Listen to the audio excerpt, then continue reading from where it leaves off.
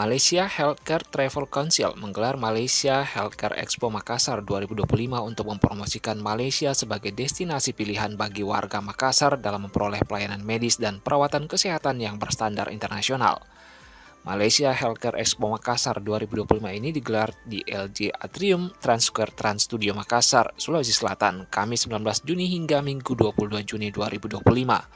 Pameran tahun ini menegaskan komitmen Malaysia dalam menyediakan layanan kesehatan kelas dunia yang terintegrasi dengan pengalaman pariwisata yang luar biasa bagi pasien Indonesia khususnya dari Makassar.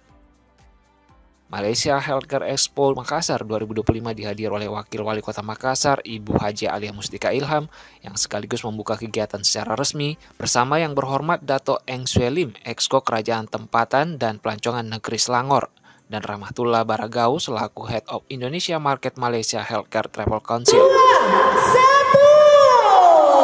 Dan juga tentunya saya berharap ada timbal balik antara pihak daripada MHX ini kepada pemerintah Kota Makassar dan juga tentunya turisme di Kota Makassar ini, sehingga sama-sama bisa saling meningkatkan manfaat yang kita harapkan bersama. Kita dapat menjadi hubungan yang baik bukan saja dengan warga tempatan Makassar dan juga dengan wali kota tadi, wakilnya, dengan pemerintah di sini. Kita dapat bekerjasama dengan baik. Kita harap hasilnya sangat baik akan datang dan kita akan ke sini lagi. Yang kita kira setelah saya dapat berbincang dengan CEO Tourism, kita akan datang ke sini untuk berjumpa dengan persatuan-persatuan Tionghoa dan sebagainya untuk kita susuli itu tindakan susulan untuk kita berbincang, dan tahun hadapan tahun akan datang juga kita akan datang supaya kerjasama ini bukan setakat hari ini saja. Kegiatan kami 2023 ke 2024 pasien internasional khususnya bukan dari Indonesia tapi dari Makassar itu sendiri itu naik 50%, ya. Jadi itu sudah sangat cukup untuk yuk kita bikin lagi. Malaysia terus menjadi destinasi pilihan bagi masyarakat Indonesia yang mencari layanan medis unggulan khususnya dalam bidang kardiologi, onkologi, ortopedi, fertilitas, dan pemeriksaan kesehatan. Para pengunjung bisa berkonsultasi langsung dengan perwakilan rumah sakit yang hadir. Rumah sakit ini telah terakreditasi oleh lembaga internasional, terjamin mempunyai tenaga medis profesional, dan tentunya mempunyai layanan kesehatan yang lengkap. Selama 4 hari pelaksanaan Expo, para pengunjung dapat mengenal lebih jauh layanan kesehatan yang ditawarkan Malaysia. Rumah sakit yang berpartisipasi juga menawarkan berbagai paket layanan yang disesuaikan dengan kebutuhan medis setiap pasien. Malaysia Healthcare Expo Makassar 2025 merupakan bagian dari upaya Malaysia Healthcare Travel Council untuk memperkuat kolaborasi layanan kesehatan dan mewujudkan masa depan yang lebih sehat dan saling terhubung. Malaysia Healthcare Expo Makassar 2025 bukan hanya pameran kesehatan, pengunjung dapat menikmati promo menarik dari lebih 15 rumah sakit di Malaysia, hadiah harian jutaan rupiah, serta aktivitas seru untuk segala usia, salah satunya lomba puzzle. Dari Makassar, tim liputan iNews melaporkan.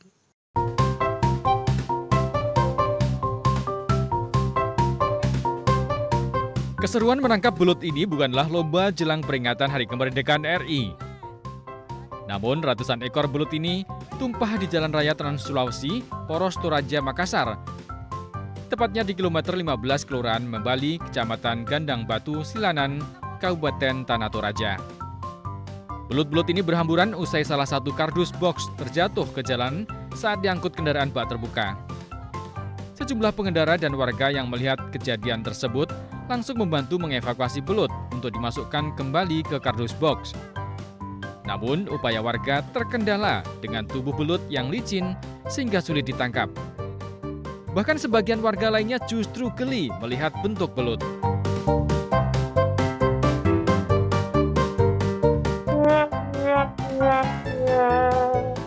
Jadi ada mobil pengangkut ikan, salah satu boxnya itu jatuh.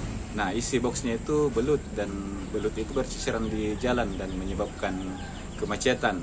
Nah, warga sempat bantu untuk membersihkan belut itu. Oh, dikumpulkan? Kumpulkan, ya. Akibat peristiwa tersebut, arus transportasi di Jalan Trans Sulawesi Poros Toraja, Makassar sempat terhenti.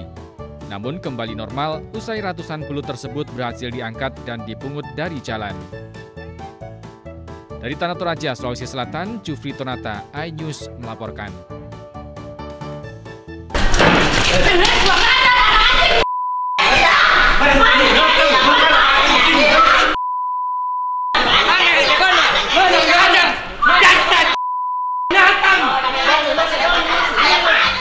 Beginilah detik-detik di mana pelaku kasus persetubuhan anak di bawah umur yakni RS alias A diserang orang tua dan keluarga korban asusila di bawah umur.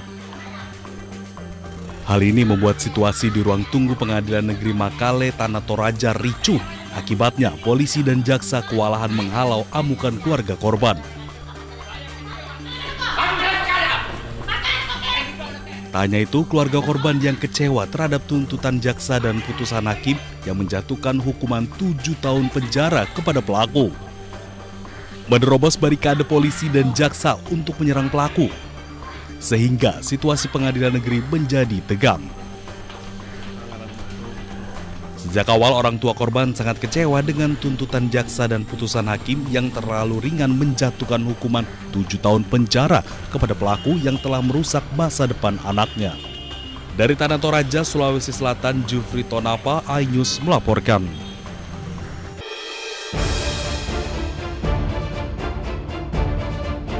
Kamera CCTV merekam aksi pelecehan yang menimpa seorang mahasiswi di Kecamatan Biringkanaya, Makassar, Sulawesi Selatan, Rabu pagi.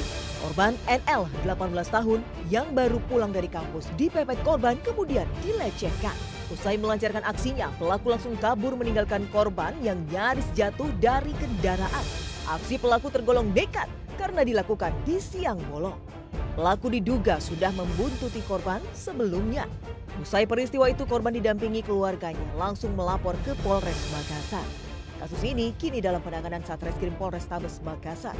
Polisi menduga ada korban lainnya selain pelapor. Dari Makassar, Syahrul Adiaksa, iNews melaporkan.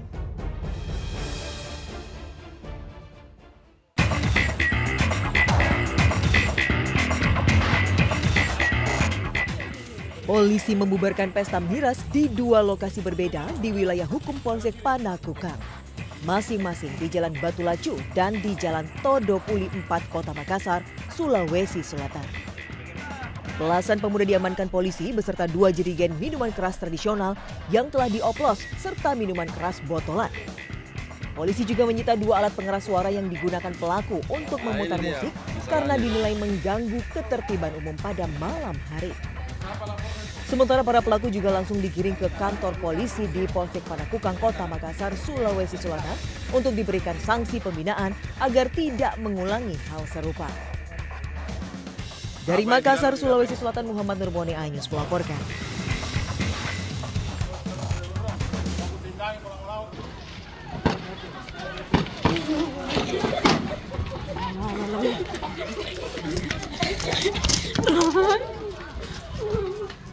Bunyi tembakan pertama terdengar pada pukul 7.35 waktu Indonesia Timur dari kawasan hutan Bandara Aminggaru Ilaga, Timika, Papua Tengah.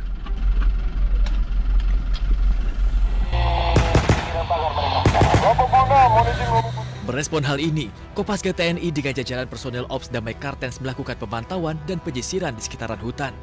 Hasilnya, terpantau 3 orang KKB dari kelompok JK Murib dengan membawa 2 pucuk senjata api laras panjang jenis M16 dan AK-47 serta 1 senjata api pendek.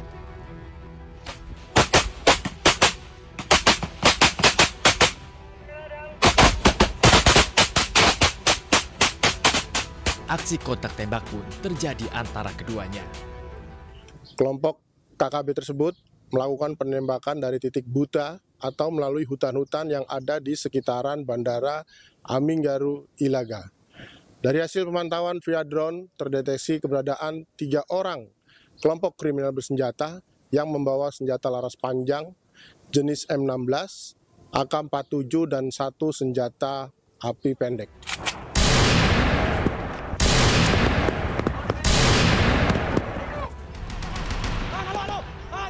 Petugas gabungan masih terus bersiaga penuh untuk memastikan kejahatan ini tidak terjadi lagi. Masyarakat juga diimbau untuk tetap tenang dan tidak mudah terprovokasi oleh informasi yang belum terverifikasi. Dari Timika, Papua Tengah, Nathan Making, iNews melaporkan.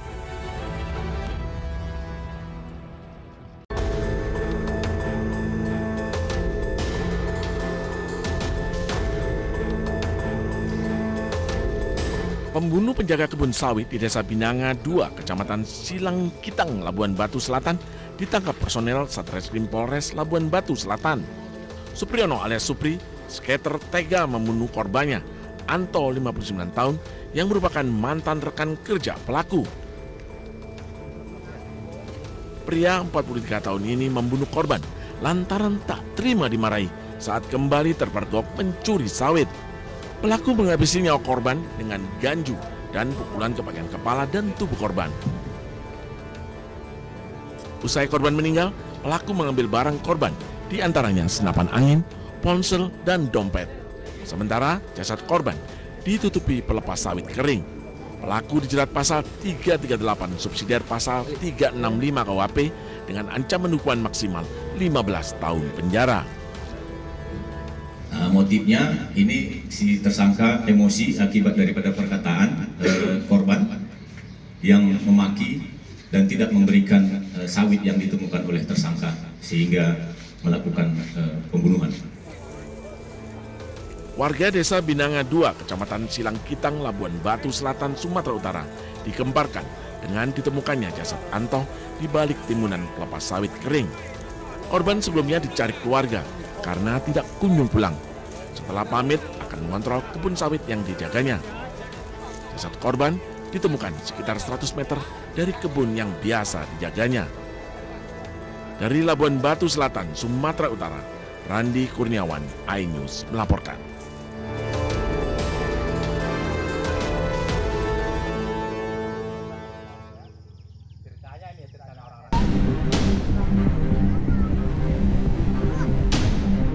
Potongan tubuh korban berupa kepala dan kaki sebelah kanan dari jasad yang sebelumnya ditemukan nelayan di daerah aliran Sungai Batang Anai, tepatnya di daerah Kasang, Kecamatan Batang Anai, Kabupaten Padang Pariaman, Sumatera Barat, kembali ditemukan warga. Potongan kaki ditemukan tak jauh dari lokasi penemuan tubuh sebelumnya, sementara potongan kepala ditemukan di Muara Anai. Kedua potongan tersebut telah dievakuasi ke Rumah Sakit Bayangkara Padang guna diautopsi. Sebelumnya, warga dihebohkan dengan penemuan jasad tanpa kepala di Sungai Batang Anai, tepatnya di daerah Kasang, Kecamatan Batang Anai, Kabupaten Padang Pariaman, Sumatera Barat.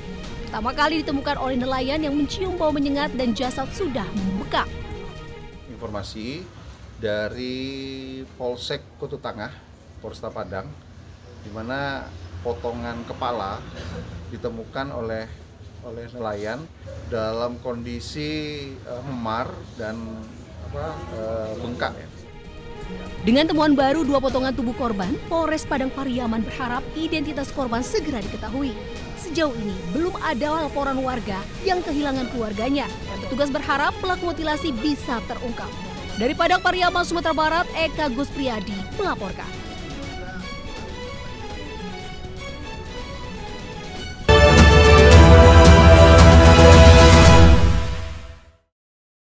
Update informasi terlengkap menuju prime time berkualitas bersama iNews. Selamat sore pemirsa, Sukatani, Ramadan, takjil, sahurnya, hari tua, puasa. iNews sore setiap hari. Di iNewsroom, hanyut, poternya, kartu, pembunuhan, Sritex. iNewsroom setiap hari. iNews Prime 1 Ramadan, penumpang bersenja. Dugaan pengoplosan. iNews Prime Senin sampai Jumat. iNews Malam 6 Profesi. Jawa Tengah, Gonggongan. iNews Malam setiap hari hanya di iNews.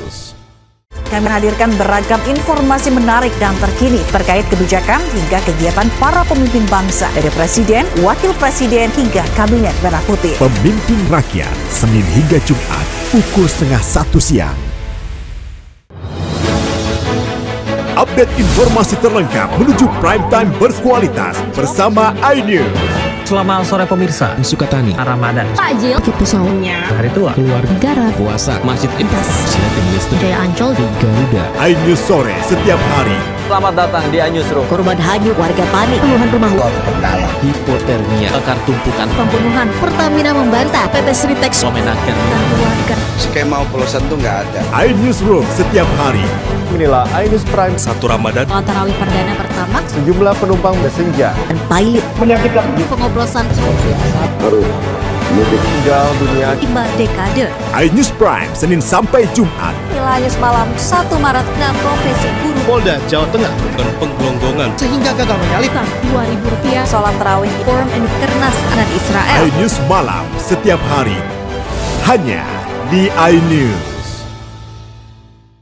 The Great Prime Time yang akan kita kita hadapi. Kita jadi masalahnya harus Anda kalau nggak percaya. Rakyat bersuara. Traffic ini yang bermasalah. Kabur aja dulu. Kegelisahan. Bukan nasionalisme kalian. The Prime Show. Pergantian lambat. Aku belum bukti. Ngomong juga. Interupsi. Prioritas. Respon mereka semuanya. 30 menit bersama Kabinet Merah Putih. Only on iNews. Suara tak layak dibungkam. Intelektualitas perlu diuji. Integritas butuh konsistensi demi demokrasi yang hakiki. Suarakan kejujuran demi keadilan menuju kebenaran. Saya Aiman Wicaksono, saatnya rakyat bersuara. Saya Diandra Mukti, Anda menyaksikan The Prime Show. Investigasi eksklusif. Apa yang melatar belakangi? Malah meragukan nasionalisme kalian. Kabur aja dulu. Menyebar kemanapun. Itu luar biasa. Mengupas isu-isu terhangat. Kerja di luar negeri. Bawa narkoba dari serang anggota TNI. Penyelidikan. Semua tanya akan dijawab dengan tuntas dan berkelas. Makin viral. Pelanggaran syariat Islam. Ini adalah awal korupsi. The Prime Show setiap Rabu pukul 8 malam di iNews. The Great Prime Time. Apakah lurus benarkah Nyelapak perkara yang akan kita hadapi? Jadinya kita jadi. Tapi saya mengatakan. Tapi masalahnya endorsement harus Anda harus saya nggak kalau nggak percaya.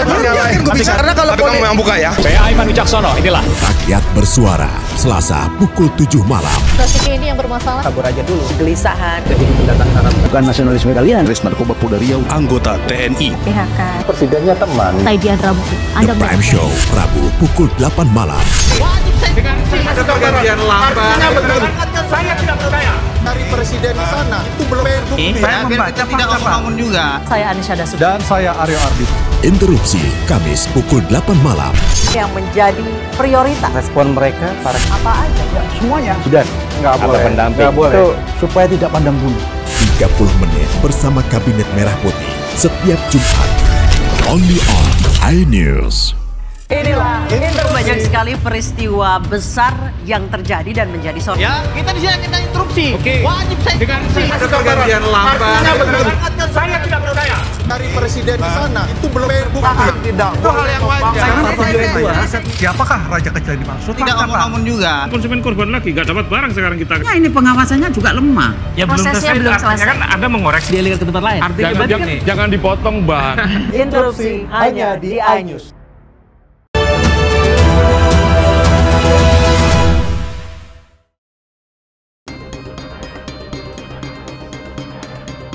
Majelis Hakim memvonis Jarov Rikard dengan hukuman 16 tahun penjara. Jarov terbukti bersalah menerima suap dan gratifikasi terkait penanganan perkara. Hukuman itu lebih rendah dibanding tuntutan jaksa yakni 20 tahun penjara. Hakim juga memberikan hukuman denda 1 miliar rupiah kepada Jarov dan uang itu wajib dibayarkan dalam waktu sebulan setelah vonis berkekuatan hukum tetap. Penuntut umum. 2. Menjatuhkan pidana terhadap terdakwa oleh karena itu dengan pidana penjara selama 16 tahun dan denda sejumlah 1 miliar rupiah dengan ketentuan apabila denda tidak dibayar maka diganti dengan pidana kurungan selama 6 bulan. Sementara itu pengacara Ronald Tanur, Lisa Rahmat divonis hukuman 11 tahun penjara. Hakim juga menghukum Lisa dengan denda 750 juta rupiah dengan subsidiar 6 bulan kurungan. 2. Menjatuhkan pidana terhadap terdakwa oleh karena itu dengan pidana penjara selama 11 tahun dan denda sejumlah 750 juta rupiah dengan ketentuan apabila tidak dibayar maka diganti dengan pidana kurungan selama 6 bulan. Kasus Jarov Rikard ini berawal dari kasus Ronald Tanur yang membunuh Dini Sera. Jarov menyuap hakim yang menyidangkan kasasi perkara pembunuhan anak mantan anggota DPR RI, Gregorius Ronald Tanur. Tim Liputan iNews melaporkan.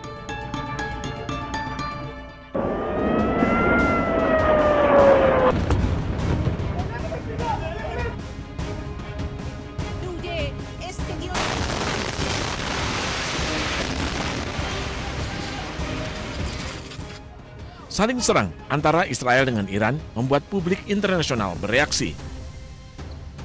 Pertemuan 7 negara yang tergabung dalam G7 menambah panas hubungan antara Israel dengan Iran, lantaran KTT G7 menyatakan dukungannya kepada Israel. Dalam pernyataannya, G7 mengingatkan pentingnya menjaga perdamaian dan stabilitas Timur Tengah. G7 juga menegaskan kembali dukungannya untuk keamanan Israel. Bahkan mereka menyebut Iran adalah sumber utama ketidakstabilan regional dan teror. Menariknya, meski menyatakan dukungannya untuk Israel, namun ketujuh negara ini belum memutuskan akan memberikan bantuan kepada Israel. KTT G7 juga mengundang Presiden Prabowo. Namun pertemuan G7 berjalan bersamaan dengan kunjungan Presiden Prabowo ke Rusia. Istana pun menjelaskan alasan Presiden Prabowo memilih kunjungan ke Rusia dibanding ke G7.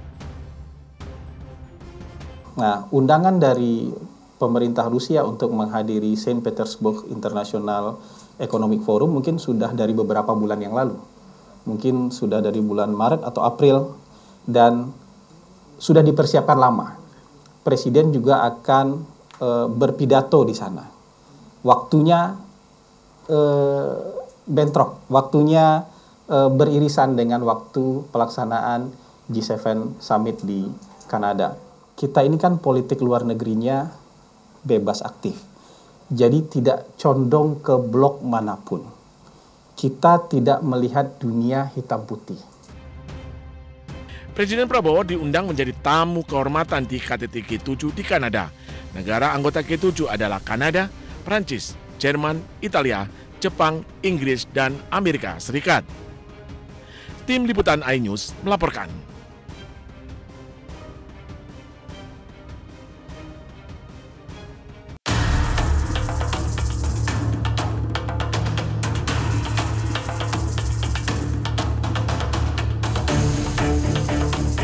Iran merilis video terbaru bernada ancaman terhadap Israel dengan serangan rudal-rudal jarak jauhnya.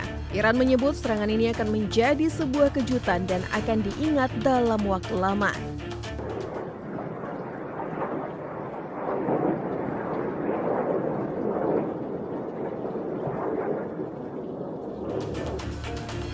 Namun Iran sejauh ini belum membeberkan rudal senjata-senjata apa yang digunakan. Serangan rudal Iran di Tel Aviv memicu diaktifkan sistem pertahanan udara Israel Iron Dome. Namun serangan Iran ini dengan mudah mengecoh dan membobol sistem pertahanan udara Israel.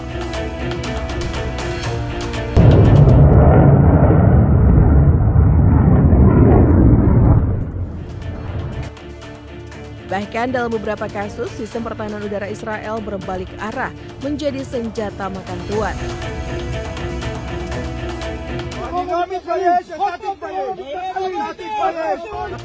Setelah gagal mempertahankan superioritas mereka di udara, rapuhnya sistem pertahanan Israel membuat panik warga. Akibatnya Menteri Keamanan Israel terlibat adu mulut dengan warga saat melihat kondisi kota Tel Aviv pasca serangan Iran.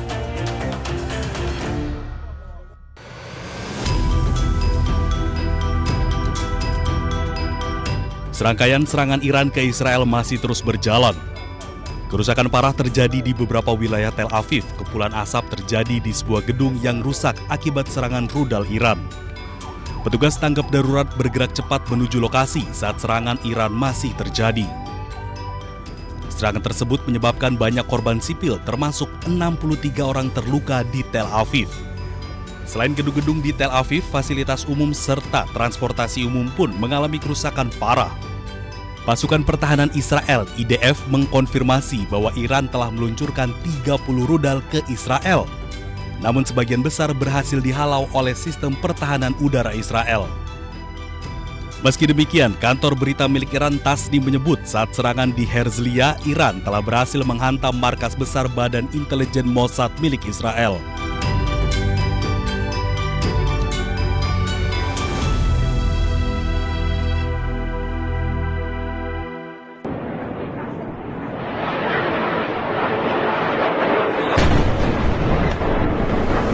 Rudal hipersonik Iran mampu membobol sistem pertahanan udara Israel. Mengutip dari Tasnim News Agency, Korps Pengawal Revolusi Iran mengumumkan keberhasilan unit-unit pasukan dirgantaranya melewati sistem perlindungan udara Israel yang paling canggih. Tehran Times melaporkan Iran menargetkan sejumlah wilayah termasuk pusat logistik dan markas besar Mossad di Herzliya. Kementerian Pertahanan Iran Brigadir Jenderal Reza Taleh menyatakan serangan terbaru Iran menunjukkan kerentanan sistem pertahanan Israel. Namun sebaliknya Israel mengecilkan dampak serangan Iran. Israel mengklaim serangan Iran hanya merusak fasilitas pendukung di sekitar gedung Mossad. Serangan rudal balistik Iran dengan nama Operasi Janji Sejati 3 ini dilancarkan secara bergelombang sebagai jawaban atas serangan udara yang dilancarkan Israel sejak 13 Juni lalu dengan membombardir pusat-pusat militer dan fasilitas strategis milik Iran.